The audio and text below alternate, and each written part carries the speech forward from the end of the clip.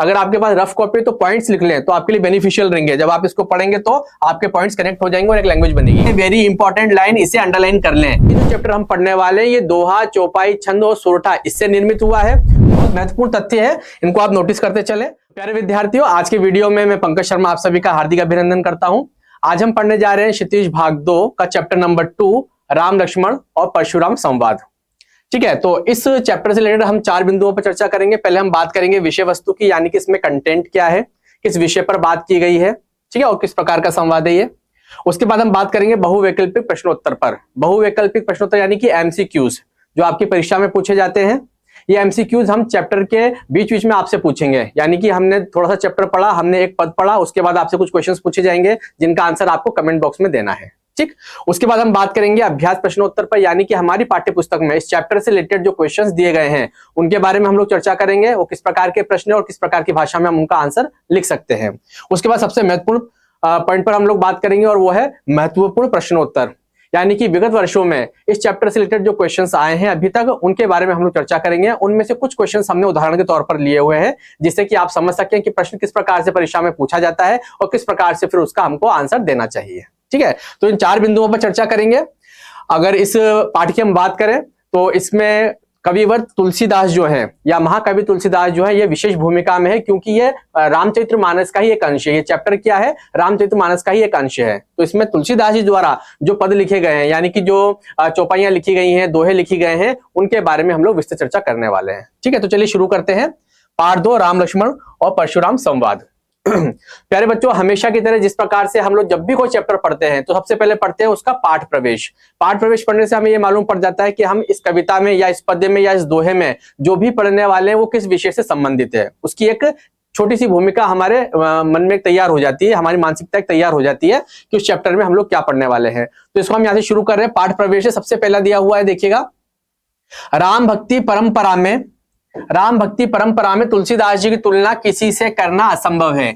यानी कि तुलसीदास जी ने राम जी के विषय में, उनके चरित्र के विषय में जो लिखा है, जिस प्रकार की उन्होंने रचना की है, रामचरितमानस के अलावा गीतावली, कवितावली, विनय पत्रिका, इनमें जो लिखा गया है, राम को जिस प्रकार से उनके व्यक्तित्व को एक्सप्लोर किया है तुलसीदास जी ने, उनकी तुलना किसी अन्य कवि से की ही नहीं जा सकती। यानी कि राम के चरित्र का वर्णन करने वाले सर्वोत्कृष्ट अगर कवि कोई हैं, सर्वश्रेष्ठ कवि अगर कोई है तो वो है तुलसीदास जी।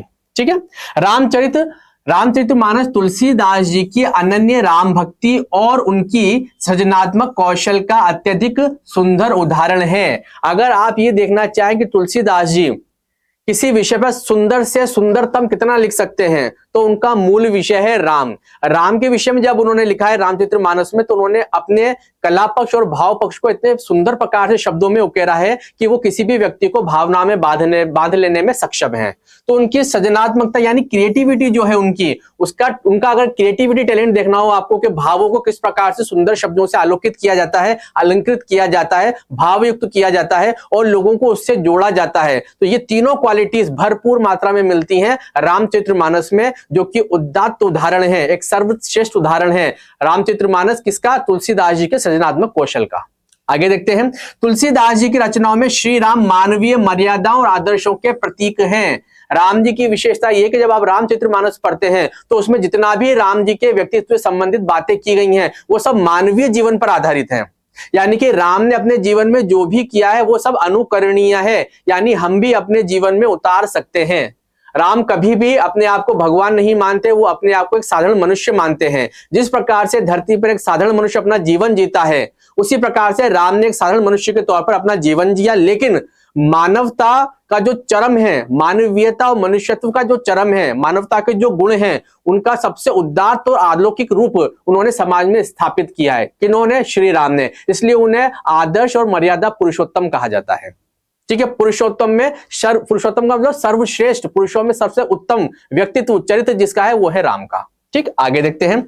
जिनके माध्यम से तुलसीदास जी ने नीति, स्नेह, शील, विनय, त्याग जैसे अत्यधिक उन्नत आदर्शों को समाज में स्थापित किया है। यानी कि राम को लक्ष्य करके उन्होंने समाज को क्या सिखाने और क्या बताने की कोशिश की? उन्होंने नीति, स्नेह, शील, विनय और त्याग, ये जो 5 महत्वपूर्ण गुण हैं, इनका अपने जीवन में किस प्रकार से हम लोग इनको अपने जीवन में उतार सकते हैं और समाज में किस प्रकार से इनको फैला सकते हैं, किस प्रकार से एक उदाहरण समाज के सामने प्रस्तुत कर सकते हैं, उन्हीं को उन्होंने राम के रूप में स्थापित किया है। यानी रामचरित्र में रामचरित्र वर्णन करते हुए तुलसीदास जी ने 5 गुणों की समाज में स्थापना करने की कोशिश की है। ठीक है, तो तुलसीदास जी अति महत्वपूर्ण कवि हैं हिंदी साहित्य के, और रामचरितमानस का जो उदात्त भाव उन्होंने लिखा है जिसमें राम मुख्य भूमिका में है, वो सर्वोत्कृष्ट और अनुपम है। ठीक है, आगे देखते हैं। आगे देखिएगा प्यारे बच्चों, रामचरितमानस का मुख्य छंद चौपाई है। यानी कि किस शैली में लिखी गई है रामचरितमानस, तो उन पे छंद है। एक तो आपको छंद मिलेंगे, आप व्याकरण में पढ़ेंगे इसको आगे। चौपाई मिलेगी आपको, ये 2 मुख्य है। इसके अलावा बीच बीच में दोहे दिए हुए हैं, सोरठे, हरिगीतिका तथा अन्य छंद भी पिरोए गए हैं। यानी कि तुलसीदास जी की शैली कौन सी है लिखने की रामचरितमानस की, उसमें दोहे हैं, सोरठे हैं, चौपाई है। ठीक है, इस प्रकार से है। प्रस्तुत पाठ में दी गई चौपाइयां रामचरितमानस के बालकांड से ली गई हैं। वेरी इंपॉर्टेंट लाइन, इसे अंडरलाइन कर लें। ठीक है, रामचरितमानस का अंश पढ़ रहे हैं आप, और उसमें भी कौन सा सेक्शन पढ़ रहे हैं, बालकांड। ठीक है, आगे देखते हैं। जिनमें वर्णन किया गया है जब सीता स्वयंवर में श्री राम द्वारा शिव धनुष के तोड़े जाने के बाद मुनि परशुराम जी को यह समाचार मिला तो वे क्रोधित होकर वहां आते हैं। किस घटना का वर्णन किया गया है, घटना का वर्णन यह किया गया है जब राम धनुष तोड़ते हैं, शिव धनुष को भंग करते हैं और सीता के साथ उनका विवाह होने वाला होता है। उस समय पर शिव का धनुष टूटने से शिव के जो परम भक्त हैं परशुराम जी, वो क्रोधित होकर के जनक की सभा में आते हैं और वहां आकर के वो क्रोध करते हैं। इस घटना को लक्ष्य में रख के जो वार्तालाप हुआ है लोगों के बीच में, राम के बीच में, लक्ष्मण के बीच में और परशुराम जी के बीच में, उसका वर्णन किया गया है इस चैप्टर के अंदर। ठीक, आगे देखते हैं। बहुत महत्वपूर्ण तथ्य है, इनको आप नोटिस करते चले। अगर आपके पास रफ कॉपी तो पॉइंट्स लिख लें, तो आपके लिए बेनिफिशियल रहेंगे। जब आप इसको पढ़ेंगे तो आपके पॉइंट्स कनेक्ट हो जाएंगे और एक लैंग्वेज बनेगी। देखते हैं आगे। शिव धनुष को टूटा हुआ देखकर परशुराम जी अपने आपे से बाहर हो जाते हैं, अपने आपे से बाहर हो जाते हैं, यानी कि बहुत क्रोधित होते हैं। कौन, परशुराम जी, क्योंकि उन्होंने देखा कि परशुराम जी के जो आराध्य हैं भगवान शिव, उनका बहुत ही शक्तिशाली और बहुत ही प्रसिद्ध धनुष को तोड़ दिया गया है। तो परशुराम जी को बड़ा क्रोध आता है, वो आपे से बाहर हो जाते हैं, यानी अत्यधिक क्रोधित हो जाते हैं। श्री राम के प्रेम पूर्वक समझाने और विश्वामित्र के द्वारा समझाने पर और साथ ही श्री राम की शक्ति की परीक्षा लेकर अंत में उनका गुस्सा शांत होता है। यानी कि जब धनुष भंग हो जाता है, परशुराम जी अत्यधिक क्रोधित होकर के आते हैं, तो उन्हें समझाया जाता है। क्या समझाया जाता है उनको बताया जाता है कि शिव धनुष तोड़ा नहीं गया है बल्कि वो टूट गया है। कौन कौन समझाता है उनको, विश्वामित्र जी समझाते हैं, जो कि उस समय के ब्रह्मर्षि हैं, एक बड़े ऋषि हैं। इसके अलावा श्री राम उनको अपनी शक्ति की परीक्षा देते हैं, यानी कि परशुराम जी उनकी परीक्षा लेते हैं कि भाई ये राम जी जैसे जो इतने सुकोमल बालक हैं, इनके द्वारा धनुष टूट गया, अपने आप टूट गया, तो वो उनकी परीक्षा लेते हैं। किनकी, परशुराम जी परीक्षा लेते हैं राम जी की, कि किस प्रकार से टूट गया होगा। उसके लिए वो क्या करते हैं वो हम आगे पढ़ेंगे। ठीक है, तो इस प्रकार से उनको समझाने का प्रयत्न किया जाता है, प्रेम पूर्वक समझाने का प्रयत्न किया जाता है परशुराम जी को। परशुराम जी स्वभाव से क्रोधी हैं और वो बहुत पहुंचे हुए, यानी कि बहुत बड़े ऋषि भी हैं। ठीक है, और ईश्वर का अंश है, यानी कि भगवान विष्णु के एक अवतार में से परशुराम जी का भी नाम आता है। ठीक है, तो यह महत्वपूर्ण तथ्य है, इसको नोटिस कर लेंगे। विश्वामित्र और राम जी उनको समझाने का प्रयत्न करते हैं कि ऋषिवर आप नाराज मत हो, हुआ क्या है हम आपको बताते हैं। आगे देखते हैं। इस पूरे वाक्य के बीच श्री राम लक्ष्मण जी और परशुराम जी के बीच जो संवाद अर्थात वार्तालाप हुआ है, उस प्रसंग को यहाँ पर प्रस्तुत किया गया है। तो इस पद में हम क्या पढ़ रहे हैं, इस चैप्टर में हम लोग क्या पढ़ रहे हैं, राम जी के साथ लक्ष्मण और राम जी और परशुराम जी का जो संवाद हुआ है उसके बारे में हम लोग पढ़ रहे हैं इस चैप्टर के अंदर। परशुराम जी के क्रोध से भरे वाक्यों का उत्तर लक्ष्मण जी किस तरह व्यंग वचनों से देते हैं। यानी कि जब बहुत ज्यादा क्रोध कर रहे हैं परशुराम जी और कुछ भी बोल रहे हैं, तो ऐसे में अपने भाई का डिफेंस करते हुए, अपने भाई का अपमान ना हो जाए, उनको इससे बचाने के लिए लक्ष्मण जी उनसे बातचीत करना शुरू करते हैं। किनसे, परशुराम जी से। और जब लक्ष्मण जी बोलते हैं तो वो क्या करते हैं, व्यंग करते हैं। यहां से परशुराम जी क्रोधित होकर कोई बात बोल रहे हैं तो लक्ष्मण जी उनकी बात को हंसी ठिठोली करते हैं, उसका व्यंग, उनके ऊपर व्यंग करते हैं, तो जिससे वो और ज्यादा खींचते हैं, और ज्यादा उनको क्रोध आता है। ठीक है, प्रस्तुत चौपाइयों में अत्यंत सुंदर तरीके से प्रस्तुत किया गया है। किसको, इन व्यंग को, इन कटाक्ष को जो लक्ष्मण जी द्वारा परशुराम जी पर किए गए हैं, उनको बड़े ही सुंदरता के साथ में, बड़े ही सटीक भाषा में चौपाइयों और दोहों के माध्यम से यहाँ पर प्रस्तुत किया गया है। तो हमने क्या पढ़ा, हमने पढ़ा कि ये जो चैप्टर हम पढ़ने वाले हैं, ये दोहा, चौपाई, छंद और सोरठा, इससे निर्मित हुआ है। तुलसीदास जी की सर्वोत्कृष्ट रचना है। राम जी के जो चरित्र है, राम जी की जो मर्यादा है, ना, उनके व्यक्तित्व की जो विशेषता है उसे इसमें उजागर किया गया है। इसके अलावा बालकांड का भाग है और इसमें संवाद हुआ है राम लक्ष्मण का परशुराम जी के साथ। किस विषय पर हुआ है? शिव धनुष टूट गया है, उसको लेकर के परशुराम जी क्रोधित हैं, जिन पर राम जी तो कुछ नहीं बोल पा रहे हैं, राम जी तो कुछ नहीं बोल रहे हैं, जानबूझकर वो मुनि को शांत करने का प्रयत्न कर रहे हैं, लेकिन लक्ष्मण जी थोड़ा सा क्रोधित होकर के परशुराम जी के साथ व्यंग्यात्मक रूप में बात कर रहे हैं, उनके ऊपर कटाक्ष कर रहे हैं। ठीक है, इसी को हम लोग पढ़ने जा रहे हैं। चलिए शुरू करते हैं चैप्टर, देखते हैं आगे क्या है। एक दो चीज और देख लीजिए इसमें जरा। इस प्रसंग की विशेषता यह कि इसमें लक्ष्मण जी की वीरता, व्यंग्योक्ति और व्यंजना शैली की सरस अभिव्यक्ति देखने को मिलती है। यानी जिस प्रकार से उन्होंने बातें की हैं, जिस प्रकार से उन्होंने व्यंग कसे हैं, उसमें जो कलाकृति, उसमें जो कला प्रयोग में ली गई, जो भाव प्रयोग में लिए गए तुलसीदास जी के द्वारा, वो देखने को मिलते हैं। साथ ही परशुराम जी के क्रोधी स्वभाव और राम जी के साहसी व शक्तिशाली होने के साथ साथ विनम्रता के भाव का भी ज्ञान होता है। यानी परशुराम जी तो क्रोध कर देंगे, लेकिन जिनके ऊपर क्रोध हो रहा है श्री राम के ऊपर, वो बिल्कुल शांत खड़े हुए हैं। तो इससे मालूम पड़ता है कि राम जी कितने विनयशील हैं और कितने शांत व्यक्ति हैं। तो इस प्रकार के व्यक्तित्व गुण हमको देखने को इसमें मिलते हैं। ठीक है, आगे देखते हैं। तो विषय वस्तु शुरू करते हैं। फर्स्ट लाइन देखिएगा इसका, नाथ शंभु धनु भंजु निहारा। तुलसीदास जी ने लिखा है कि बड़े विनय के साथ में श्री राम परशुराम जी को बोलते हैं, हे नाथ शंभु धनु यानी शिव के धनुष को, भंज निहारा तोड़ने वाला, हो इही यानी होगा, केहू एक दास तुम्हारा, कोई ना कोई आपका दास ही होगा जिसने शिव के धनुष को तोड़ा होगा। ठीक है, आगे श्री राम बोलते हैं, आयसु काह कहिए किन मोही, आगे मुझे क्या करना है, आपकी क्या आज्ञा है, मुझसे कहिए। तो परशुराम जी क्रोध में भर करके बोलते हैं क्या, सुनी रिसाई यानी सुनकर के, रिसाई क्रोध के साथ, बोले कौन, मुनि को ही। मुनि को बड़ा क्रोध आया और रिसाई, रिसाई यानी कि क्रोध करते हुए वो बोले, क्या बोले, सेवक सो जो करे सेवकाई। राम जी ने बोला ना कि मैं तो आपका सेवक हूं, आपका कोई सेवक ही होगा जिसने धनुष तोड़ा होगा। तो वहां पर परशुराम जी बोलते हैं कि सेवक तो वो होता है जो सेवकाई करे, यानी कि सेवा करे। आगे, अरि करनी करिए करी लड़ाई, अरि करनी करी करिए लड़ाई। अरि शत्रु के प्रकार से काम करने वाला, स्वामी का कोई ऐसी वस्तु हो, स्वामी की कोई ऐसी वस्तु हो जिसे स्वामी बहुत पसंद करते हो, और कोई व्यक्ति उसको तोड़ दे, तो वो स्वामी का मित्र तो नहीं हो सकता, शत्रु ही होगा, क्योंकि उसने क्या किया, स्वामी को दुख पहुंचाने का प्रयत्न किया है। इसी प्रकार से परशुराम जी यहाँ बोलते हैं कि तुम कह रहे हो कि क्या करना है, मेरे लिए क्या आदेश है। इस बात को सुनकर के क्रोध करके वो बोलते हैं कि सेवक तो वो होता है जो सेवकाई करे, है ना, मतलब अपने स्वामी की प्रसन्नता के लिए करे। लेकिन तुमने क्या किया, तुमने तो अरि, अरि यानी शत्रु के समान कार्य किया है। मेरे लिए वो शत्रु के समान है जो मेरे स्वामी शिव के धनुष को तोड़ देता है।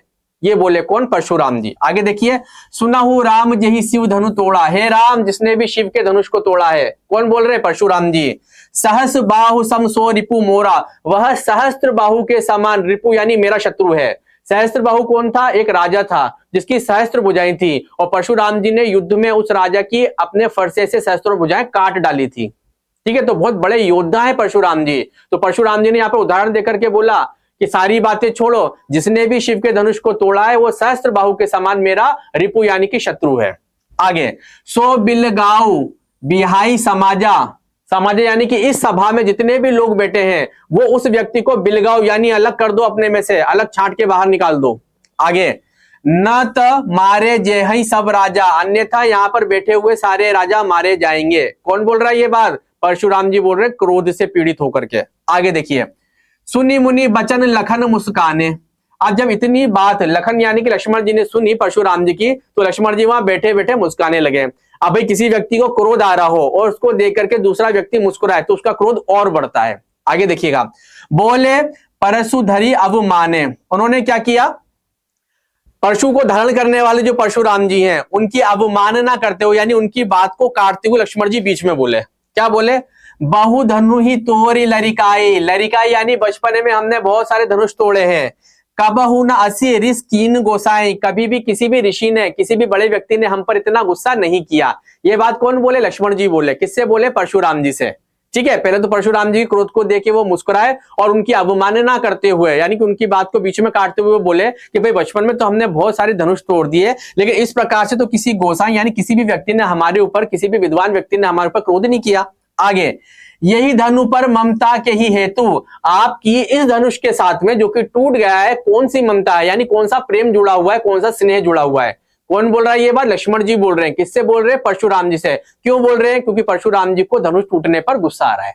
तो वो क्या बोल रहे हैं कि इस धनुष के साथ आपका ऐसा कौन सा प्रेम था जिसके तोड़ने पर आप इतना गुस्सा कर रहे हो। आगे सुनी रिसाई कहा भृगुकुल केतु, भृगुकुल के हैं कौन, परशुराम जी। रिसाई क्रोध के साथ, जब लक्ष्मण जी ने ऐसी बात कही उनसे तो वो तो पहले से क्रोध में थे, लक्ष्मण जी के ऐसे कटाक्ष सुन करके उनको और क्रोध आ गया और उन्होंने बोला, क्या बोला, रे नृप बालक, हे राजा के बेटे, काल बस यानी मृत्यु के देवता ने तेरी बुद्धि हर ली है, बोलत तो ही न संभार, तुझे बोलने का ढंग नहीं है, मुझसे संभाल के बोल।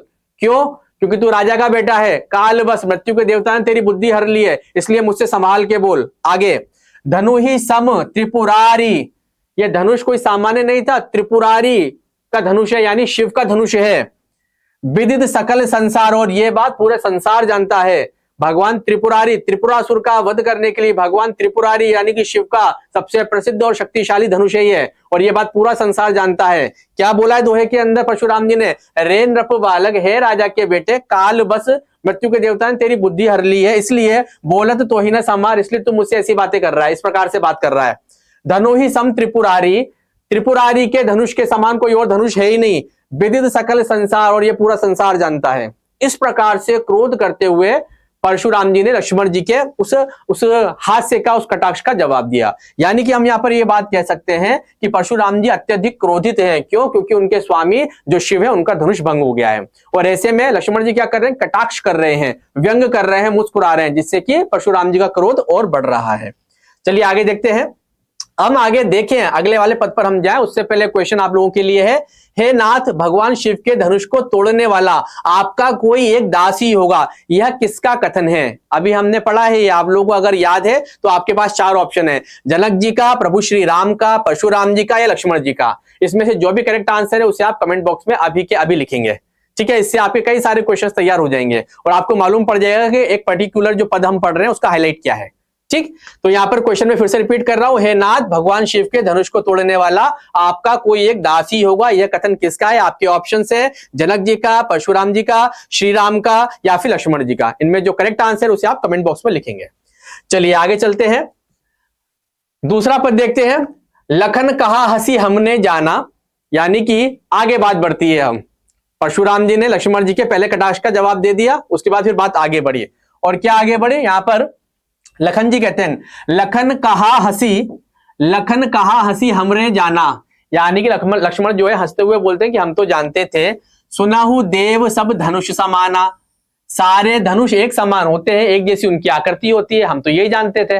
कौन बोल रहे हैं, लक्ष्मण जी बोल रहे हैं। किससे बोल रहे हैं, परशुराम जी से बोल रहे हैं। का क्षति लाभ जून धनुष तोड़े, यानी कि इस धनुष के तोड़ने से क्षति यानी कि हानि हो गई, लाभ यानी कि लाभ हो गया। अगर ये धनुष टूट गया तो आपका तो क्या नुकसान हो गया और क्या लाभ हो गया, ये बताओ जितना आप क्रोध कर रहे हो। देखा राम नयन के भोरे, राम की तरफ देखते हुए उन्होंने ये बात कही। आगे छुअत टूट रघुपति ही न दोषुर, लक्ष्मण जी आगे बोलते हैं, भैया राम जी का कोई, रघुपति यानी राम जी का कोई इसमें गलती नहीं है। छुअत यानी छुआ ही था, बस इतने में टूट गया। आगे मुनि बिनु काज करिए करत रोसु, है मुनि आप बिना किसी कारण के क्यों रोष यानी कि गुस्सा कर रहे हैं। क्या बोलते लक्ष्मण जी, छुअत टूट रघुपति ही न दोषु, रघुपति यानी कि राम जी का कोई दोष नहीं, उन्होंने तो केवल स्पर्श किया था, इतने में टूट गया। फिर आगे वो बोलते हैं, मुनि बिनु काज करिए करत रोसु, है मुनि आप बिना किसी कारण के गुस्सा, रोष यानी कि गुस्सा क्यों कर रहे हो। आगे बोले चिते परशु की ओर, आप परशुराम जी को और क्रोध आया, उन्होंने अपने परशु की ओर देखा, ठीक है, और फिर बोले क्या, रे सठ सुनहि स्वभाव न मोरा, है सठ यानी कि दुष्ट बालक लक्ष्मण, तूने अभी मेरा स्वभाव नहीं जाना है। आगे देखिए, बालक बोली बधो नहीं तो ही, केवल मुनि जड़ जान ही मोही, अभी तू बालक है, तुझे ज्ञान नहीं है, तू मुझे एक साधारण ऋषि मुनि समझ रहा है।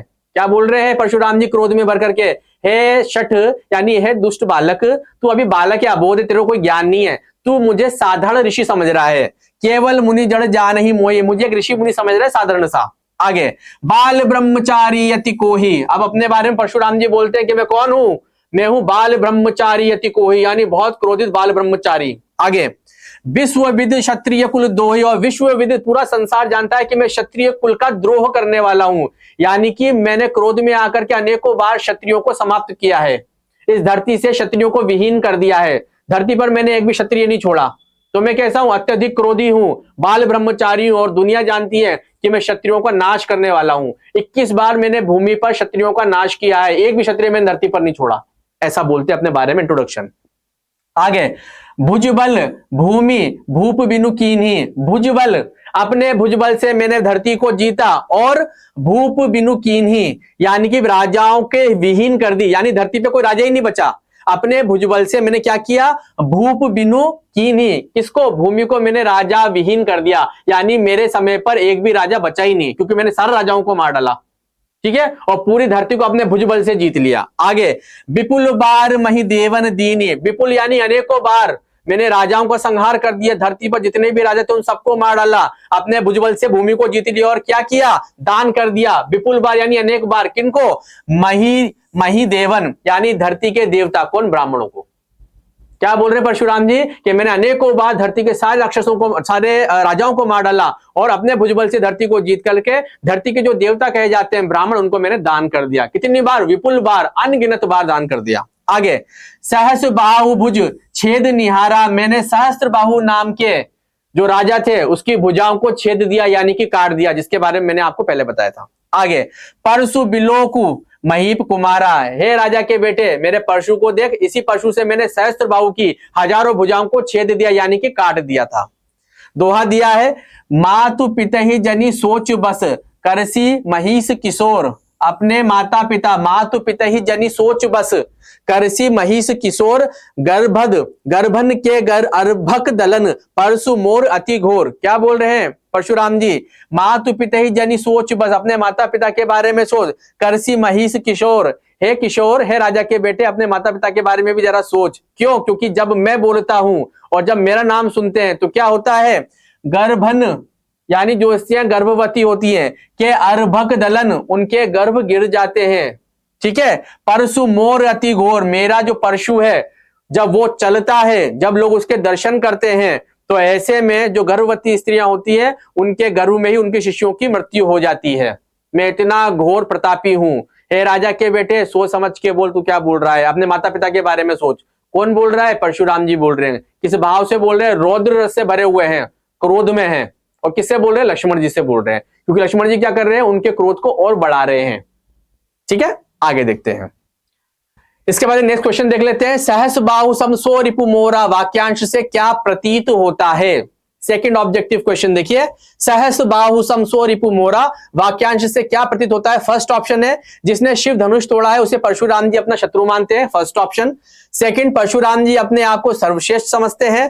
थर्ड, परशुराम जी अपने आगे खड़े हजारों भुजाओं वाले को भी अपना शत्रु समझते हैं। और लास्ट है, परशुराम जी 100 भुजाओं वाले को अपना शत्रु मानते हैं। ठीक है, तो इस जो सेंटेंस यहां पर लिखा हुआ है, सहस बाहु सम सो रिपु मोरा, इसका हमें अर्थ बताना है। 4 ऑप्शन आपके सामने दिए हुए हैं, ध्यान से देखिए, और जो ऑप्शन आपको ठीक लगता है उस ऑप्शन का आंसर आप कमेंट बॉक्स में लिखेंगे। ठीक है, ध्यान से इस क्वेश्चन को देखिए और करेक्ट आंसर को अभी कमेंट बॉक्स में लिख दीजिए। ठीक है, तो ये क्या है? ये हाईलाइट है हमारे जो हमने इससे पहले जो भी पद्य पढ़ा है ना, जो चौपाइयां पढ़ी उसका। ठीक, आगे देखते हैं। अगला पद आ रहा है भाई, देखिएगा जरा। बिहसी लखनु बोले मृदुबानी। बिहसी, बिहसी यानी कि हंस करके। कौन बोले? लखन बोले। लखन यानी कि लक्ष्मण जी बोले। मृदुबानी, देखिएगा आगे। बिहसी लखनु बोले मृदुबानी, अहो मुनीस महाभट मानी। अहो मुनीस यानी हे मुनि, आप बहुत महाभट हैं, बहुत आप शक्तिशाली हैं। पुनि पुनि मोहि दिखाव कुठारू, आप बार बार मुझे कुठार क्यों दिखाते हैं? डराने का प्रयत्न क्यों करते हैं अपने क्रोध से? आगे, चहत उड़ावन फूकी पहाड़ू, आप पहाड़ को फूक से उड़ाना चाहते हैं। लक्ष्मण जी ने उन्हें और उत्तेजित किया और क्रोधित किया। क्या बोल करके? मृदुबाणी, बड़े प्यार से बोल रहे हैं। अहो मुनिश महाभट मानी, हे महात्मा, हे बड़े मुनि, हे महाभट योद्धा। पुनि पुनि मोहि दिखाव कुठारू, आप बार बार मुझे डरा क्यों रहे हो अपनी लीला का गान करके, अपनी उपलब्धियों के बारे में बता करके? चढ़त उड़ावन फूकी पहाड़ू, ऐसा लग रहा है जैसे आप फूंक मार करके पहाड़ उड़ाना चाहते हो। यानी लक्ष्मण जी कह रहे हैं कि आप तो बहुत लंबी लंबी फेंक रहे हो, ऐसा क्यों कर रहे हो? आगे, यहाँ कुंभड़ बतिया, कुंभड़ बतिया यानी कि बड़ा चढ़ा कर की गई बात। को नाही जे तरजनी देखी मरी जाही, यहां पर कुंभड़ बतिया यानी कि यहां पर कोई डरपोक व्यक्ति नहीं है जो डर जाएगा आपकी ऐसी बातें सुन करके। जे तरजनी देखी मरी जाही, जो आपको देख करके आपके लीला गुणगान को सुन करके मर जाए, डर जाए, घबरा जाए, ऐसा यहां पर कोई भी नहीं है। देखी कुठारू सरासन बाना, मैं कछु कहा सहित अभिमाना। अभी तक हमने जो पढ़ा उन लाइनों को हम एक बार रिवाइज कर लेते हैं। बिहसी लखनु बोले मृदुबानी, बिहसी यानी हंस करके, लखन जो है मृदुबानी यानी कि कोमल स्वर में बोले। अहो मुनीस महाभट मानी, हमने मान लिया कि आप बहुत महान योद्धा हो, हमने ये बात मान ली। पुनि पुनि मोहि दिखाओ कुठारू, आप बाबर मुझे भय दिखा रहे हो। आगे लिखा है चहत उड़ावन फूकी पहाड़ू, ऐसा लग रहा है जैसे आप फूक मार करके पहाड़ उड़ाना चाहते हो। यहाँ कुंबड़ बतिया, कुंबड़ बतिया होता है छुई मुई का पौधा, यानी कि यहाँ पे ऐसा कोई छुई मुई का पौधा नहीं है जो आपको जे तर्जनी देख ही मरी जाही, यानी कि हम कोई छुई मुई का, कुंबड़ बतिया यानी छुई मुई का पौधा नहीं है जो आपकी तर्जनी उंगली को देख करके डर जाएंगे, यानी कि घबरा जाएंगे। जो आप हमें डराने का प्रयत्न कर रहे हो, हम डरने वाले नहीं है। देखी कुठारू सरासन बाना, मैं कछु कहा सहित अभिमाना, यानी कि आपके पास जो कुठार यानी कि आपने जो फरसा धारण किया है और जो बाण धारण किया हुआ है, तरकश धारण किया हुआ, वो करने की आपको जरूरत नहीं है। कौन बोल रहे हैं? लक्ष्मण जी। क्यों? मैं कछु कहा सहित अभिमाना, यानी कि मैंने अगर आपको कुछ कह दिया हो, देखिएगा ध्यान से, देखी कुठारू सरासन बाना, मैं कछु कहा सहित अभिमाना, आपके पास जो अस्त्र शस्त्र है ना, उनको देख करके अगर मैंने आपको कुछ गलत बोल दिया हो तो मैं उसके लिए क्षमा चाहता हूं। कौन बोल रहे हैं? लक्ष्मण जी। आगे देखिएगा, भृगुसुत सामुझी जनेऊ बिलोकी, क्यों क्षमा चाहता हूं? क्योंकि हे भृगुकुल के जो परशुराम जी, आप जो भृगुकुल के हैं, आपके कंधे पर मैंने जनेऊ देखा है। क्या बोले लक्ष्मण जी? देखिएगा ध्यान से सुनिएगा, वो व्यंग कर रहे हैं अभी भी। देखी कुठार सरासन बाना, यानी कि आपके पास जब मैंने फरसा देखा और मैंने धनुष देखा, बाण देखे, ठीक है, तो मैंने आपको ये सारी बातें बोल दी हैं। मैं कछु कहा सहित अभिमाना, मैंने अभिमान के साथ आपको कुछ बोल दिया है, इसके लिए मैं क्षमा चाहता हूं। लेकिन भृगुसुत यानी है भृगु के बेटे परशुराम जी, सामुजी जनेऊ बिलोकी, मैंने आपके कंधे पर आपका जनेऊ देखा, यानी कि आप ब्राह्मण हैं। जो कछु कहो सहो रिस रोकी, मैंने क्रोध को रोक कर आपके द्वारा कही गई बातों को, अपने अंदर जो क्रोध पैदा हुआ रोक लिया है। आपके द्वारा कही गई बातों से मेरे मन में जो क्रोध पैदा हुआ उसे मैंने रोक लिया है। क्यों? क्योंकि आपके कंधे पर जनेऊ है। जनेऊ ये बता रहा है कि आप ब्राह्मण हैं। तो आगे वो क्या बोलते हैं लक्ष्मण जी? सूर्य यानी कि देवता, महिषुर यानी कि ब्राह्मण, हरिजन यानी कि भगवान के भक्त, अरु यानी कि और, गाय यानी कि गाय। ये जो चार हैं, यानी कि देवता, धरती के देवता, ब्राह्मण, हरिजन यानी भगवान के भक्त और गाय, इन पर हम क्षत्रिय, लक्ष्मण जी बोल रहे हैं बात परशुराम जी पर, इन पर हम क्षत्रिय, हमरे कुल इन पर न सुराई, हम क्षत्रिय, हमारे कुल में ये परंपरा ही नहीं है कि इन चारों के ऊपर हम अपनी शूरवीरता दिखाएं।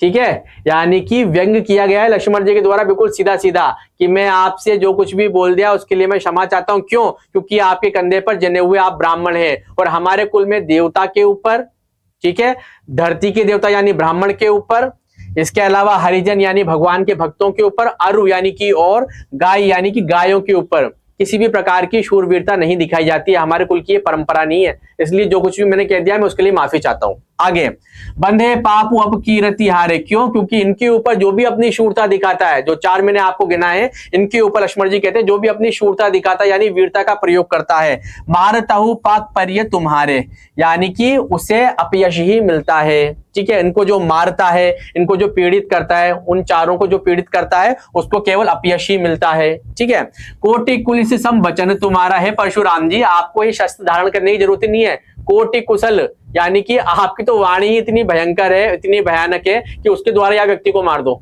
तो आपको ये धनुष बाण स्थापित करने की आवश्यकता नहीं है। तो कोटि कुशल सम वचन तुम्हारा, आपके तो वचन ही ऐसे हैं जो किसी भी व्यक्ति के हृदय को विदीर्ण कर दें, इतना कड़वा आप बोलते हैं। व्यर्थ धरव धनु बाण कुठारो, आपने जो फरसा धारण किया हुआ है, फरसा जो धारण किया है और ये जो धनुष बाण धारण किए तो आपने फालतू में किए हैं, क्योंकि आप तो इतना कड़वा बोलते हो कि व्यक्ति सुनकर के वैसे ध्वस्त हो जाए। आगे दोहा देखिएगा, जो बिलो की अनुचित कहे हूं क्षमहु महामुनि धीर, है महामुनि, मैंने आपका धनुष आपके कंधे पर रखा हुआ जनेऊ देख लिया है, इसलिए मैंने जो भी आपसे कहा उसके लिए मैं क्षमा चाहता हूं।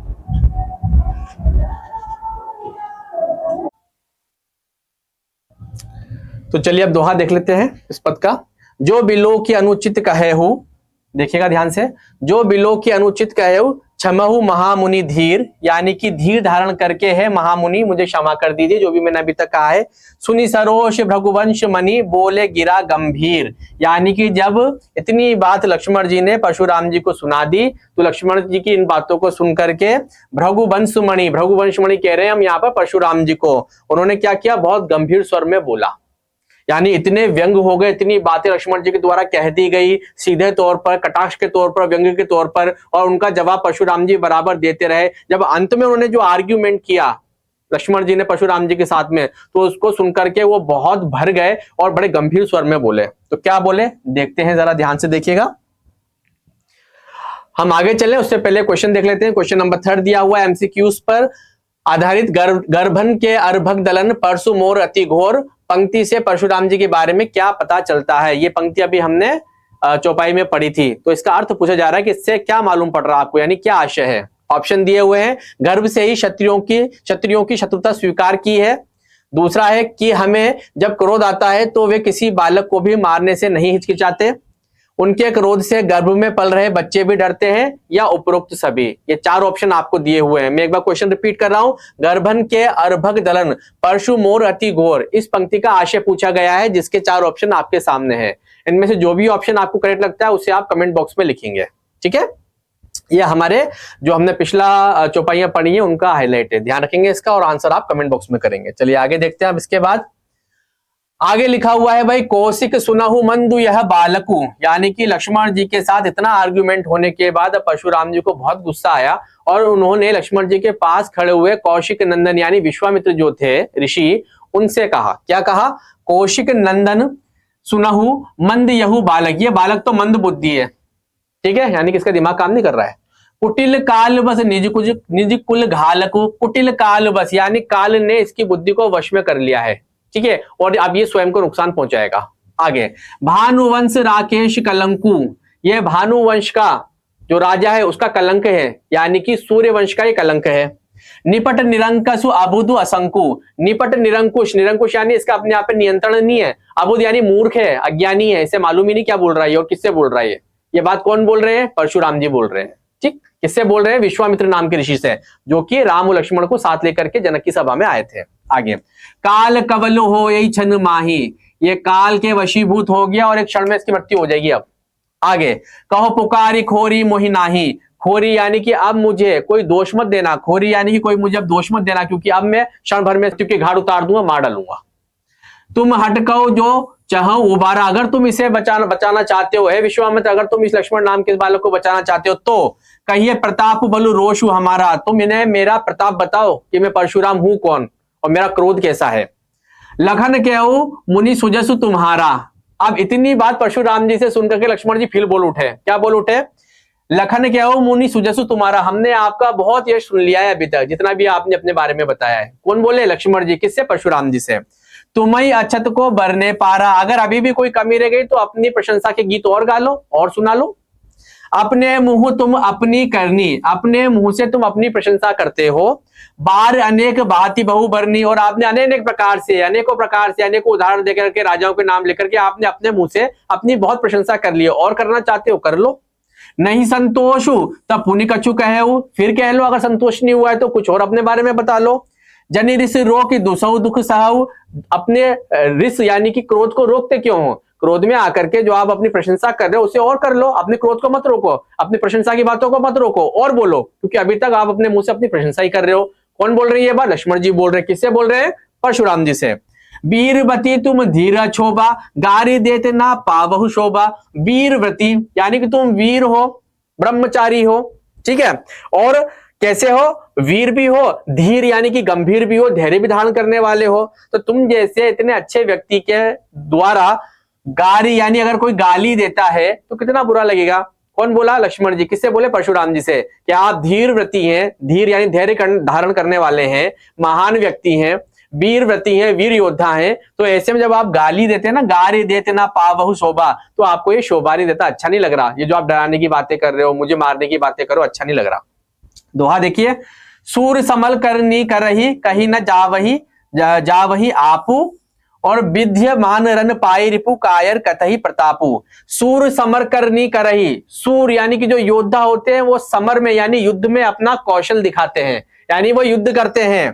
कहीं न जनावही आपू, वो कह के अपने बारे में नहीं बताते हैं, बल्कि उनकी तलवार जब युद्ध में उतरती है और शत्रु का संहार करती है, वही उसका परिचय होता है। योद्धा कभी भी अपने मुंह से अपनी प्रशंसा नहीं करते हैं। कौन बोल रहे हैं? लक्ष्मण जी। किससे? परशुराम जी से।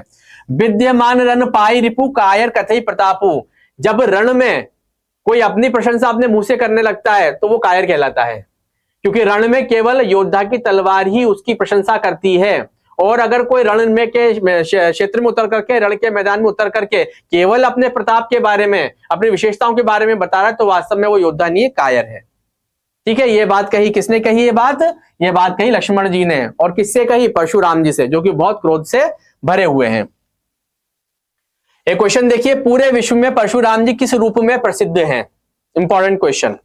अत्यंत क्रोधी महर्षि के रूप में, क्षत्रिय कुल के घोर शत्रु के रूप में, अत्यंत शक्तिशाली महर्षि के रूप में, या सबसे बड़े ज्ञानी व शिव भक्त के रूप में। 4 ऑप्शन दिए हुए इस क्वेश्चन के, आपको कमेंट बॉक्स में लिखना है। ठीक है, ध्यान से देख लीजिए ऑप्शन। अत्यंत क्रोधी महर्षि के रूप में जाने जाते हैं परशुराम जी, या क्षत्रिय कुल के घोर शत्रु के रूप में जाने जाते हैं, अत्यंत शक्तिशाली महर्षि के रूप में जाने जाते हैं, अथवा सबसे बड़े ज्ञानी व शिव भक्त के रूप में जाने जाते हैं। इसका आंसर आप कमेंट बॉक्स में लिखेंगे। यह हमारे इस चौपाई का हाईलाइट था। आगे देखते हैं। अब आगे अगले में दिया है, तुम तो कालू हाकु जनु लावा। कौन बोल रहे हैं ये बात बोलते हैं विश्वामित्र जी। उनका टर्न आ गया, वो बोल रहे हैं। किससे बोले? लक्ष्मण से। तुम तो कालू हाकु जनु लावा, तुम्हें काल यहां तक ले आया है, बार बार मोही लागी बोलावा, और बार बार मुझसे तुम इस प्रकार की बात कर रहे हो और मैं तुमसे चर्चा कर रहा हूं, तुम्हारे प्रश्नों का जवाब दे रहा हूं। सुनत लखन के वचन कठोरा, कठोर वचन सुनकर के लखन के, परसु सुधारी धरेड़ घर कर घोरा, परसु सुधारी धरेड़ कर घोरा। परशुराम जी ने अपना परशु निकाल लिया, उठा लिया। आगे, अब जनी देई दोष मोहि लोगू, हे लोगो अब मैं इस बालक का वध करने जा रहा हूं, अब मुझे कोई दोष मत देना। ठीक है, क्योंकि परशुराम जी ने क्या किया? अपना परशु अपने कंधे से उतार करके हाथ में ले लिया, बड़े क्रोध के साथ में। कटुबादी बालकु बद जो, अब मैं इस कटु बालक का, यानी इतने कड़वे शब्दों में जो व्यंग करता है, इसका मैं वध करूंगा। बाल बिलो की बहुत में बाचा, यह अब येहू मर निहार भा साचा। बालक समझ करके, इसे बालक देख करके मैंने इससे बहुत बातें कर ली, अब येहू मर निहार भा साचा, अब ये मेरे हाथों से मरने वाला है। परशुराम जी अत्यधिक क्रोध में आ गए। कौशिक का क्षमी अपराधु, हे कौशिक आप अपराध को क्षमा कर देना। बाल दोष मुनि गण ही न साधु, कौशिक यानी विश्वामित्र बोले हैं परशुराम जी से बालक समझ के इस गलती को क्षमा कर दो। बाल दोष गुण गणई न साधु, साधु यानी जो विद्वान होते हैं, जो बड़े होते हैं, वो बालकों के दोष को थोड़ी ना देखते हैं। कौशिक यानी कि विश्वामित्र बोल रहे हैं ये बात किससे? परशुराम जी से। क्योंकि परशुराम जी ने क्या किया? कंधे से फरसा उतार लिया, बोला अब मैं इसको मारूंगा, क्योंकि ये बहुत कटु वचन बोल रहा है बालक। तो ऐसे में विश्वामित्र बीच में आ गए और समझाते हैं कि तो बालक है, इसकी बात पे कहां ध्यान दे रहे हो आप। खर कुठारु में अकर अनु कोही, आगे अपराधी गुरु द्रोही। खर कुठार यानी कि अब तो मैं इसके ऊपर आघात करूंगा, और आघात करके मैं क्या करूंगा? आगे अपराधी गुरु द्रोही, इसने मेरे गुरु यानी शिव के धनुष को टूटने का व्यंग किया है, मुझसे इतने कटु वचनों में इसने वार्तालाप किया है, तो अब मैं अपने गुरु के द्वारा, अपने गुरु का जो द्रोह मैंने सहा है, इस बालक के द्वारा जो अपमान मैंने सहा है, उसका मैं अब यहां पर जो है बदला लूंगा। यानी कि अपने गुरु के अपमान का मैं बदला लूंगा, क्योंकि मेरे गुरु का धनुष टूट गया, उसके बाद ये बालक इतना कुटिल भाषा में मुझसे बात कर रहा है, मेरे गुरु के बारे में बात कर रहा है, तो मैं क्या करूंगा? अब मैं इसको मार करके अपने गुरु के द्रोह का बदला लूंगा। आगे, उतर देत छोड़ो बिनु मारे, केवल कौशिक सील तुम्हारे। अगर मैं इसे छोड़ रहा हूं तो केवल तुम्हारे कहने पर छोड़ रहा हूं। कौन बोल रहे हैं ये बात? परशुराम जी। किससे? विश्वामित्र से। केवल कौशिक सील तुम्हारे, तुम्हारे शील को देख करके, तुम्हारे स्वभाव को देख करके मैं इसे छोड़ रहा हूं। न तो यही काटी कुठार कुठारे, न तो यही काटी कुठार कठोरे, गुरु ही उरिन होतउ श्रम थोड़े। अन्यथा मैं अपने इस कुठार आघात के द्वारा यानी इस फरसे के द्वारा इसको मार डालता और क्षण भर में गुरुद्रोह का बदला ले लेता।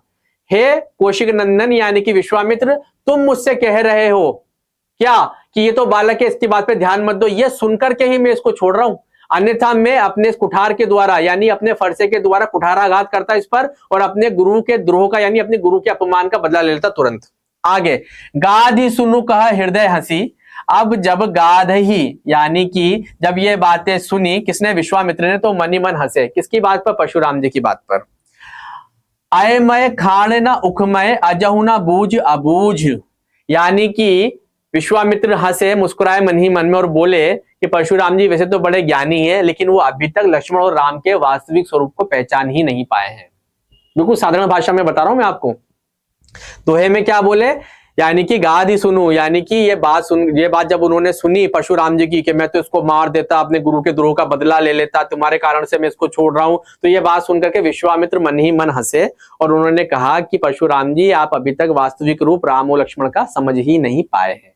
ठीक है, यहाँ पर ये बात खत्म होती है, तो इसे ध्यान से समझ लेना भाई, है ना।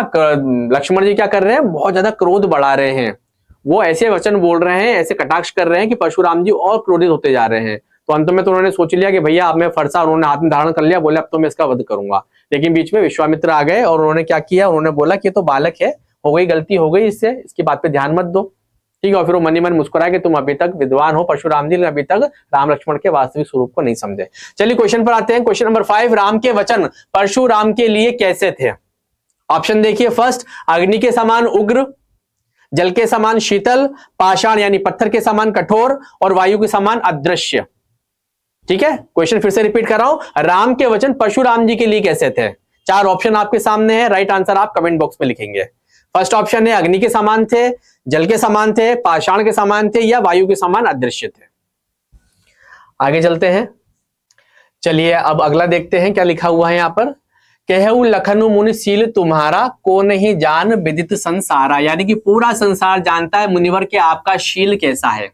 आगे, माता पितई उऋण भय नीके, आप माता पिता के ऋण को तो पूरा कर चुके हो, ये संसार जानता है, हम भी जानते हैं। गुरु ऋणु रहा सोच बड़ जी के, अब आपके ऊपर गुरु का ऋण चुकाना रह गया है। ठीक है, तो आप क्या कर रहे हो, सो जनु हमरे ही माथे काड़ा, तो आप गुरु का ऋण उतारने के लिए उसे हमारे माथे पर मढ़ रहे हो, यानी जबरदस्ती हमारे ऊपर थोप रहे हो क्या, कि हमने आपके गुरु का द्रोह किया है। आगे, दिन चली गए ब्याज बड़ बाड़ा, अब दिन भी बहुत हो गए हैं, आपने अपने गुरु का जो उनकी कृपा थी, है ना, जो उनकी कृपा थी उसका आपने अभी तक आप उसके ऋण से उऋण नहीं हुए हो, तो आप क्या करो, वो हमारे माथे पर मर रहे हो। ठीक है, अब चूंकि बहुत दिन हो गए हैं तो उस ऋण का ब्याज भी बन गया होगा। तो हे परशुराम जी, आगे लक्ष्मण जी कहते हैं, अब आनीह व्यवहरिया बोली, यानी कि अब आप एक ऐसे व्यक्ति को बुलाओ जो आपके उस ऋण को काउंट कर सके। क्या बोल रहे लक्ष्मण जी, कि गुरु जी का ऋण आपके ऊपर चढ़ा हुआ है, उसे आप हमारे ऊपर डाल रहे हो कि हमने गुरु द्रोह किया है तो हमें मार करके आप गुरु के ऋण से उऋण हो जाओगे। तो मैं आपसे ये कह रहा हूं लक्ष्मण कि आप ऐसा करो, आप किसी ऐसे व्यक्ति को बुलाओ जो आपके ऋण को काउंट कर सके, यानी आपके ऋण के ऊपर जो ब्याज बन गया है उसे काउंट कर सके, और काउंट करके मुझे बताए तो मैं क्या करूंगा, तुरंत देव में थैली खोली, मैं तुरंत अपनी थैली खोल करके उस ऋण से आपको ऋण कर दूंगा, जो भी आप मांगोगे मैं आपको दे दूंगा, जिससे कि आप ऋण से उऋण हो जाए। यानी बड़े क्रोध में भर करके लक्ष्मण ने ये बात कही है।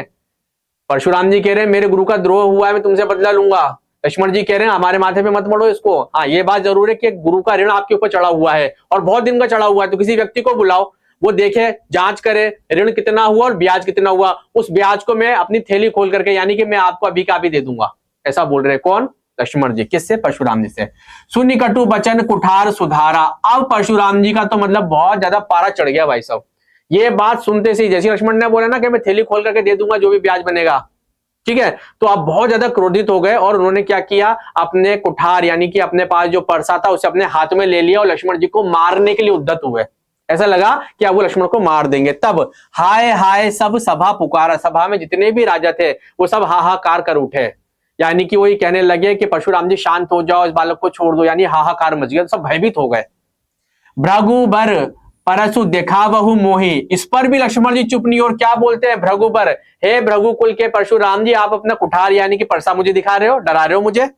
विप्र बिचारी बचो नृप दोही, अरे आप तो खुद बचे हुए हो अभी तक, क्यों, क्योंकि आप विप्र यानी ब्राह्मण हो, ब्राह्मणों पर हम राजा शस्त्र नहीं उठाते, इसलिए आप खुद बचे हुए, मुझे डराने की कोशिश मत करो बार-बार अपने परसे से। आगे, मिले न कभू सुभट रन गाड़े, आप बार बार मुझे डराने की कोशिश इसलिए कर रहे हो क्योंकि वास्तविक जो सुभट यानी कि योद्धा होते हैं उनसे अभी आपका आमना सामना नहीं हुआ है, छोटे मोटे राजाओं को मारा है आपने। लक्ष्मण जी बोल रहे हैं क्रोध में भर करके, किससे, परशुराम जी से, छोटे मोटे राजाओं को मारा है, सुभट यानी बड़े योद्धाओं से भी आपका सामना नहीं हुआ। द्विज देवता धरई के बाड़े, है द्विज देवता इसलिए आप द्विज हो, ठीक है, इसलिए मैं दूर खड़ा हूं, आपसे युद्ध नहीं करता। अनुचित कही सब लोग पुकारे, अब जैसे ही लक्ष्मण जी का क्रोध बढ़ने लगा और उनकी भाषा में परिवर्तन आने लगा, किसके प्रति, परशुराम के प्रति, तो ऐसे में क्या हुआ, अनुचित कही सब लोग पुकारे। लक्ष्मण जी अब अनुचित बोल रहे हैं, यानी गलत बोल रहे हैं परशुराम जी को। सब लोग वहां पर ही चर्चा करने लगे कि लक्ष्मण को भी चुप हो जाना चाहिए, क्योंकि लक्ष्मण जी बहुत ज्यादा क्रोध में आ गए हैं और अब वो परशुराम जी जैसे योद्धा को अनुचित शब्द बोल रहे हैं। जैसी ये सभा में बातचीत होने लगी तब रघुपति यानी राम जी सह नहीं लखनु नेवारे। तो राम जी ने अपनी तिरछी नजर से लक्ष्मण की ओर देखा और जैसे ही देखा तो लक्ष्मण जी समझ गए कि अब मुझे चुप हो जाना है। यानी कि लक्ष्मण को अब आगे बोलने के लिए आंखों के इशारे से राम जी ने मना कर दिया। ठीक है, आगे देखिएगा। लखन उतरऊ आहुति सरिस भृगुबर कोप कृसानु। ऐसा लग रहा था जब लक्ष्मण और परशुराम जी में संवाद हो रहा था जैसे परशुराम जी तो अग्नि का कुंड है और उस अग्नि कुंड को और आहुति देकर के लक्ष्मण के वचन भड़का रहे हैं। समझ आया, यहां पर ये दोहे में लिखा है लखन उत्तरु। लखन के उत्तर ऐसे थे जैसे भृगुबर कोप कृसानु, भृगुकुल के जो परशुराम जी हैं वो अग्नि के समान है और लक्ष्मण के जो शब्द हैं उनके प्रति वो आहुति के समान है। तो जब यज्ञ में आहुति डाली जाती है तो अग्नि और भड़कती है, वैसे ही दोनों भड़क रहे थे। वैसे ही परशुराम जी का क्रोध भी बढ़ता जा रहा था। बढ़त देखी जल सम बचन बोले रघुकुल भानु। रघुकुल भानु यानी रघुकुल के जो सूर्य हैं भगवान राम बड़े मृदुल वचन में और बड़े शांत मन से परशुराम जी से बातचीत करना प्रारंभ करते हैं। ठीक है, तो यहां पर ये वार्तालाप समाप्त होता है। किसका अंश है, रामचरितमानस के बालकांड का। चर्चा किस पर हुई है, राम जानकी का जो स्वयंवर हुआ है उसमें जानकी के स्वयंवर को जीतने के लिए जैसे ही राम जी ने धनुष को हाथ लगाया तो त्रिपुरारी यानी भगवान शिव का जो धनुष था वो भंग हो गया यानी टूट गया। परशुराम जी अत्यधिक क्रोध में आए, आकर के उन्होंने चीखना चिल्लाना शुरू कर दिया और बोला कि जो भी व्यक्ति है बाहर आ जाओ, अन्यथा मैं पूरे संसार के राजाओं को मार डालूंगा। तो ऐसे में लक्ष्मण जी को बड़ा क्रोध आया और उन दोनों के बीच में जो कटाक्ष हुए हैं, जो व्यंग हुए हैं, एक दूसरे से जो कहा सुनी हुई है, उसी को यहाँ पर तुलसीदास जी ने शब्दों के रूप में पिरोया है और भाव के रूप में स्पष्ट किया है। ठीक है, तो आपको ये समझ में आया होगा। इसमें एक और विशेष बात है, वो बात यह कि इसमें जो भाषा लिखी हुई है ये हर एक व्यक्ति की अपनी हो सकती है। कविताओं की और पद्यों की, दोहे की, चौपाई की विशेषता ये होती है कि उसे आप अपने शब्दों में लिख सकते हैं। अब जैसे इसका जो एक्सप्लेनेशन मैंने दिया है, जब आप लोग करने बैठेंगे तो आपके भाव अलग होंगे। ठीक है, आपके शब्द अलग होंगे तो वो गलत नहीं होंगे, करेक्ट होंगे। बस ये ध्यान रखना कि जो मुद्दा है यानी कि जो कंटेंट है उससे बाहर की बात ना हो जाए। जैसे कि यहाँ पर बात हो रही लक्ष्मण की, परशुराम की, तो वही करेंगे। वो लोग आपस में एक दूसरे को व्यंग कर रहे हैं, वही करेंगे। अपनी तरफ से कुछ उसमें चीज को ऐड नहीं करेंगे। ठीक है, तो कविता आप अपने मन से एक्सप्लेन करते हैं, करेक्ट होती है, बस वो उसी के लक्ष्य के आसपास घूमनी चाहिए। ऐसा नहीं बिल्कुल हटके कोई बात हो गई, ऐसा नहीं होना चाहिए। ठीक है, तो इस प्रकार से आप इन चौपाइयों को, दोहों को देखेंगे और समझेंगे। ठीक, फिर से कह देता हूं, इसमें जो टिपिकल वर्ड आपको लग रहे हो 2-5 वर्ड है हर एक चौपाई और उसके अंदर, तो आप लोगों को वहां पर उसका अर्थ लिख लेना है, तो आपकी भाषा बनती चली जाएगी। बिल्कुल साधारण सा एक्सप्लेनेशन था, बिल्कुल सरल साधारण भाषा में मैंने आपको समझाने का प्रयत्न किया, निश्चित रूप से आपको समझ में आया होगा। अब हम आगे चल रहे हैं अगले स्लॉट पर, वो है हमारा पाठ्य पुस्तक अभ्यास प्रश्नोत्तर। यानी कि हमारे पाठ्य पुस्तक में जो प्रश्नोत्तर दिए हुए हैं वो किस प्रकार के हैं और किस शैली में उनको लिखा जाएगा उस पर हम चर्चा करेंगे। देखते हैं, तो फर्स्ट क्वेश्चन दिया है, परशुराम के क्रोध करने पर लक्ष्मण ने धनुष के टूट जाने के लिए कौन कौन से तर्क दिए।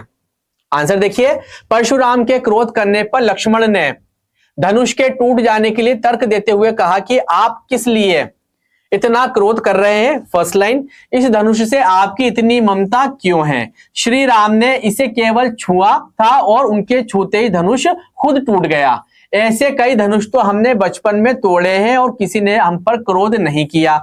इस धनुष को तोड़ने पर उन्होंने किसी लाभ व हानि के विषय में नहीं सोचा। यानी कि यहाँ पर परशुराम जी को बताते हुए लक्ष्मण जी कहते हैं, भाई देखो हमने बहुत सारे धनुष तोड़े हैं, इससे हमें कोई लाभ हानि नहीं हुई, हमारी नजर में तो सारे ही एक जैसे होते हैं धनुष बाण। अब लक्ष्मण जी कहते हैं कि राम जी ने इसको तोड़ा नहीं, केवल छुआ था और ये टूट गया। तो ये 3-4 पॉइंट यहाँ पर लिखे हुए हैं, तो ये आप नोटिस कर लें। ठीक है, और समझ लें अच्छे से, बिल्कुल सामान्य भाषा में लिखे हुए हैं। क्वेश्चन क्या था, परशुराम के क्रोध करने पर लक्ष्मण ने धनुष टूट जाने के क्या तर्क दिए। ठीक है, तो वो यहाँ पर 3-4 लाइन में मैंने आपको दिए हुए हैं। पहला दिया कि टूट जाने से हुआ क्या, इतना गुस्सा क्यों कर रहे हो। दूसरा, राम जी ने तोड़ा नहीं, गलती से टूट गया है, यानी हाथ लगाया और टूट गया। उसके बाद बचपन में हमने बहुत सारे तोड़े, कुछ नहीं हुआ, अब इतना गुस्सा क्यों।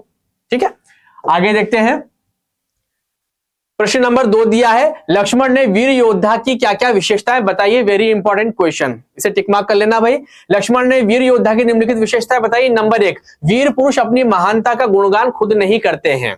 सबसे पहली बात लक्ष्मण ने यह बोली, यही बात हमने चौपाइयों में भी पढ़ी थी, जिसमें वो कहते हैं कि आप अपनी प्रशंसा खुद कर लो, जितनी प्रशंसा आप अपनी खुद कर सकते हैं ना उतनी तो कोई नहीं कर सकता।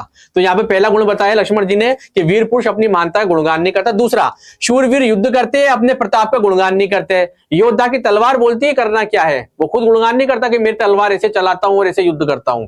नंबर 3, स्वयं किए गए कार्यों पर कभी अभिमान नहीं करते। योद्धा अपने जो अस्त्र शस्त्र हैं, उनकी जो युद्ध शैली है, उनकी जो वीरता है, उस पर अभिमान नहीं करते। आगे देखिएगा, योद्धा अन्याय के विरुद्ध हमेशा खड़े रहते हैं। कहीं कोई अन्याय देखते हैं तो योद्धा तुरंत अपनी तलवार को निकाल लेता है। नंबर 5 दिया है, वीर योद्धा शांत, विनम्र और साहसी होते हैं। ये सबसे बड़ी विशेषता बताई उन्होंने। तो इस प्रकार से 5 पॉइंट दिए हुए हैं जिन्हें आप नोटिस कर लें। वीर योद्धा के लक्ष्मण के अनुसार जो 5 विशेष गुण हैं उनके बारे में बात की गई। वेरी इंपॉर्टेंट क्वेश्चन है ये, ठीक है। लक्ष्मण ने वीर योद्धा की क्या क्या विशेषताएं बताई है, तो ये 5 विशेषताएं आपके सामने है। अगला देखते हैं क्वेश्चन नंबर 3, राम के जल के समान शीतल वचनों को सुनकर भी परशुराम जी क्रोधित होकर क्या कहते हैं। ठीक है, यानी कि राम ने तो बड़ी शांति से बात की थी कि कोई आपका दासी होगा तो आप बताओ क्या करना है, क्या आज्ञा है। उसके बाद भी परशुराम जी क्रोध में आ गए, तो उन्होंने क्या क्या कहा। राम के वचन सुनकर क्रोधित परशुराम जी कहते हैं कि सेवक वह कहलाता है जो सेवा का कार्य करता है, शत्रुता का काम करके तो कोई लड़ाई ही मोल ली जाती है। यानी कि आपने मेरे स्वामी शिव के धनुष को तोड़ दिया और कह रहे हो कि आपका दास होगा। दास तो सेवा करता है, आपने तो युद्ध किया, आपने तो शत्रु के समान कार्य किया है, युद्ध की परिस्थितियां ला दी। कहने का तात्पर्य यह है कि आप किसी को कष्ट देकर अपनी उसको खुशी नहीं दे सकते। परशुराम जी यहां तक कह देते हैं कि जिसने भगवान शिव जी के इस धनुष को तोड़ा है वह सहस्त्र बाहु के समान, सहस्त्र बाहु के बारे में मैं आपको बता चुका हूं, सहस्त्र बाहु के समान उनका शत्रु है। और जिसने भी शिव धनुष तोड़ा है वह व्यक्ति स्वयं जनक की सभा से अलग हो जाए। वो बोलते हैं ना भाई, बिलगाओ, यानी अलग कर दो, जितने भी राजा बैठे हैं उनमें वो व्यक्ति को अलग कर दो जिसने शिव के धनुष को तोड़ा है, नहीं तो वहां उपस्थित सभी राजा मारे जाएंगे। अत्यधिक क्रोध में वो ये बात बोल देते हैं कि मैं सारे राजाओं को मार दूंगा, इसलिए अच्छा होगा जिससे भी धनुष टूटा है वो अलग हो जाए। ठीक, आगे देखते हैं। आगे दिया हुआ अगला स्लॉट हमारा महत्वपूर्ण प्रश्नोत्तर। यहां पर हम बात करेंगे विगत वर्षों के जो प्रश्न पत्र हैं उनमें इस चैप्टर से रिलेटेड जो प्रश्न आए हैं उन पर हम चर्चा कर रहे हैं। कुछ रैंडमली क्वेश्चन हमने लिए हैं। देखिएगा, फर्स्ट क्वेश्चन है, शिव धनुष तोड़े जाने पर परशुराम के क्रोध को शांत करने के लिए राम क्या वचन कहते हैं। वो कहते हैं, श्री राम कहते हैं कि शिव धनुष तोड़े जाने के कारण जब परशुराम जी क्रोधित हो जाते हैं, जब उनके क्रोध को देखकर जनक के दरबार में सभी लोग भयभीत हो गए, तो श्री राम ने आगे बढ़कर परशुराम जी से कहा, हे मुनि, भगवान शिव के धनुष को तोड़ने वाला आपका ही कोई दास होगा। राम जी बोल रहे हैं, जो मर्यादा पुरुषोत्तम है, नरोत्तम है, ईश्वर का अंश है, वो परशुराम जी से बोल रहे हैं कि आपका कोई दास ही होगा। आपकी क्या आज्ञा है, आप मुझसे क्यों नहीं कहते। यानी कि हे ऋषि, आप इतना क्रोध क्यों कर रहे हैं, आप मुझे बताओ ना, आप मुझसे कहो आप क्या कहना चाहते हैं। कहने का तात्पर्य यह कि श्री राम परशुराम जी के क्रोध को शांत करने का प्रयास कर रहे हैं। किस प्रकार से, विनयशीलता से, शांति के साथ बात करके, बड़े विनम्रता के साथ बात करके कि कोई आपका दास होगा जिससे गलती हुई होगी, आप आज्ञा करो क्या करना है, उसके साथ में क्या करना है, मैं आपके सामने उपस्थित हूं, ऐसा वो बोल रहे हैं। आगे देखते हैं। लक्ष्मण की व्यंग भरी बातें सुनकर परशुराम जी कैसे उत्तर देते हैं। लक्ष्मण जी जब आर्ग्यूमेंट कर रहे हैं ना तो वो व्यंग कर रहे हैं, कटाक्ष कर रहे हैं, तो परशुराम जी क्या बोल रहे हैं। लक्ष्मण की व्यंग भरी बातें सुनकर परशुराम जी अत्यंत क्रोधित हो जाते हैं और लक्ष्मण जी से कहते हैं कि मृत्यु के वश में होने से उन्हें यह भी होश नहीं कि वे क्या बोल रहे हैं। कौन बोल रही है ये बात, परशुराम जी। किसके लिए, लक्ष्मण के लिए। वो बोलते हैं काल बस, यानी मृत्यु के देवता के वश में हो गया बेटा, तो तेरी मृत्यु आ गई इसलिए तुझे ये मालूम नहीं तू बोल क्या रहा है। आगे, क्योंकि वे समस्त विश्व में विख्यात भगवान शिव के धनुष की तुलना अपने बचपन में तोड़े हुए धनुषों के साथ कर रहे हैं। परशुराम जी अपने आराध्य भगवान शिव के धनुष के टूटने से अत्यंत दुखी हैं और धनुष को तोड़ने वाले को अपने शत्रु की तरह देख रहे हैं। परशुराम जी क्यों दुखी हैं भाई, उनके जो गुरु हैं शिव, उनका धनुष टूटा है तो वो दुखी हैं और क्रोध से भरे हुए हैं, इसलिए वो क्रोधयुक्त बातें कर रहे हैं, है ना। तो यहां पर बात क्या हुई, लक्ष्मण जी और परशुराम जी के बीच में जो कटाक्ष हुआ, जो व्यंग हुआ, उसके कारण बात बिगड़ती चली गई। यानी एक दूसरे की बात को काट रहे हैं, शब्दों के तीर चला रहे हैं एक दूसरे के ऊपर, है ना। तो इस प्रकार से सेकंड क्वेश्चन हुआ हमारा। थर्ड देखते हैं। प्रश्न नंबर 3, परशुराम जी विश्वामित्र जी को क्यों कहते हैं कि वे लक्ष्मण जी को समझा दें। यानी लक्ष्मण जी जब बहुत ज्यादा क्रोधित कर देते हैं परशुराम जी को, तो परशुराम जी लक्ष्मण के पास खड़े हुए विश्वामित्र को बोलते हैं कि विश्वामित्र, आप इस बालक को, ये मंद बुद्धि है, इसको आप समझो मेरे बारे में कि मैं कौन हूं। देखिए किस प्रकार समझाते हैं। लक्ष्मण जी जब परशुराम जी का अपमान किए जा रहे थे तब परशुराम जी ने लक्ष्मण जी को शांत करवाने के लिए विश्वामित्र जी को कहा, क्योंकि परशुराम जी नहीं चाहते थे कि वे क्रोध में कुछ अनर्थ कर दें। परशुराम जी को लग रहा था कि ये बालक तो नृप बालक है, यानी राजा का बेटा, और मेरे द्वारा इसकी मृत्यु हो जाएगी। इसलिए वो विश्वामित्र को बोलते हैं कि आप तो ज्ञानवान हो, इस बालक को समझाओ। किंतु लक्ष्मण जी परशुराम जी पर व्यंग करते जा रहे थे। परशुराम जी का क्रोधित व्यवहार संपूर्ण संसार में विख्यात था, किंतु लक्ष्मण जी इससे अनजान थे और वे अनजाने में ही परशुराम जी के साथ ऐसा व्यवहार कर रहे थे। लक्ष्मण जी पहले कभी इनसे मिले नहीं थे, तो लक्ष्मण जी इनको जानते नहीं थे, लेकिन ये जिस प्रकार की बातें कर रहे थे परशुराम जी, उससे लक्ष्मण जी क्या कर रहे थे, उनके ऊपर कटाक्ष कर रहे थे, व्यंग कर रहे थे। तो यहाँ पर विश्वामित्र को ये बात कहते हैं परशुराम जी कि इस बालक को समझा लो, इसकी मृत्यु हो जाएगी, क्योंकि ये बहुत कटु वचन बोल रहा है ना। तो इस प्रकार से उसको समझाने का प्रयत्न करते हैं। प्यारे विद्यार्थियों, इन प्रश्नों का ध्यान रखें, विगत वर्षों में ये आए हैं। इसी के साथ हमारा ये चैप्टर समाप्त होता है, राम लक्ष्मण और परशुराम संवाद, जिसमें हमने 4 विषयों पर अलग बात की। हमने कंटेंट के बारे में पढ़ा, एक्सप्लेनेशन पार्ट हमने देखा, बहुवैकल्पिक प्रश्नोत्तर जो आपसे पूछे गए हैं। इस वीडियो को आप बार बार देखें, उन क्वेश्चंस को अच्छे से समझें, एमसीक्यूज जो बेस्ड हैं, और उनके आंसर आप कमेंट बॉक्स में लिखें। इसके बाद अभ्यास प्रश्नोत्तर हमने देखे जो कि आपकी पाठ्य पुस्तक में दिए गए हैं। उसके बाद विगत वर्षों में आए हुए महत्वपूर्ण प्रश्नों पर भी हमने चर्चा की है। इसी के साथ मैं आपको बता दूं, हाई प्रोफाइल हमारा जो YouTube चैनल है, उस पर जाकर के आप अपने पाठ्यक्रम से संबंधित अनेक वीडियोस देख सकते हैं। उनके अच्छे एक्सप्लेनेशन आपको वहां पर सुनने के लिए और देखने के लिए मिल जाएंगे। तो हाई प्रोफाइल को सर्च करें और अनेक वीडियो का लाभ लें। इसी के साथ मैं पंकज शर्मा इस पाठ को समाप्त करता हूं और इसके साथ ही हम मिलेंगे अगले वीडियो में। बहुत बहुत धन्यवाद।